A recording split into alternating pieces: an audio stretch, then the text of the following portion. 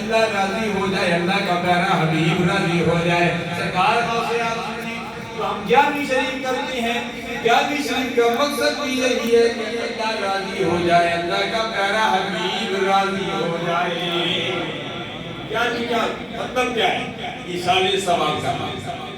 اور قرآن مجید میں ایصال ثواب کے متعلق صرف 28ویں پارے میں نہیں، صرف 13ویں پارے میں نہیں، بلکہ متعدد مقامات پر ایصال ثواب کا ثبوت موجود ہے۔ اور حدیث مصطفیٰ شاید سندہ جملہ کتب میں ایصال ثواب اور 11ویں شریف ایصال ثواب کا ہے۔ سرکار غوث اعظم اصل میں اس 11 تاریخ کو سرکار کا میلاد مناتے تھے، اور میلاد منا کر لوگوں میں لنگر تقسیم کرتے تھے۔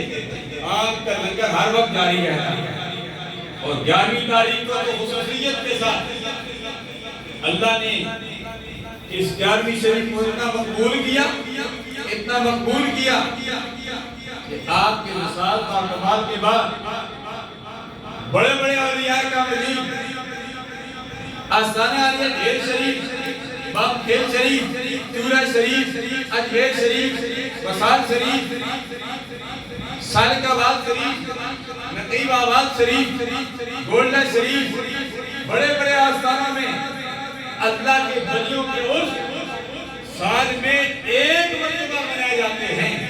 لیکن حضور غوث اعظم نے سرکار کی تعلیمات پر عمل کیا، سرکار سے محبت کا اظہار کیا۔ 11 تاریخ کو آپ نے میلاد مصطفیٰ منایا۔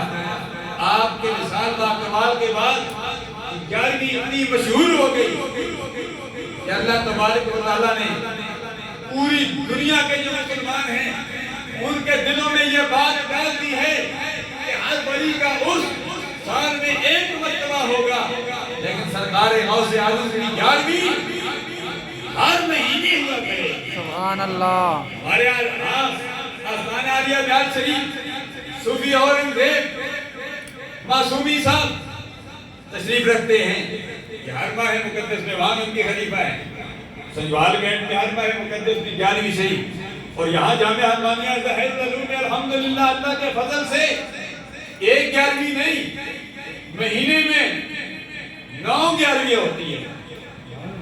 آپ کہیں گے کئی آستانوں پر مدارس میں ایک 11ویں ہوتی ہوگی، لیکن الحمدللہ یہاں 9 11ویں شریف ہوتی ہے، کیونکہ 9 کی نسبت سرکار عبد کرام صلی اللہ علیہ وسلم کے ساتھ ہے۔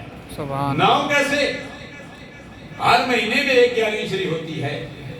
ہر جمعرات شریف کو بعد عشاء ذکر فکر ذکر مراقبہ ہوتا ہے، وہاں بھی 11ویں شریف 4 یہ اور یہ 5، یہ بڑی 11ویں شریف ہر مہینے میں یہ 5 ہو گئی، اور ہر سوموار کو 11ویں شریف، مہینے میں وہ 4 یہ 5 یہ 9 11ویں شریف ہم کرتے ہیں، اور یہ سب غوث اعظم رضی اللہ تعالیٰ عنہ کا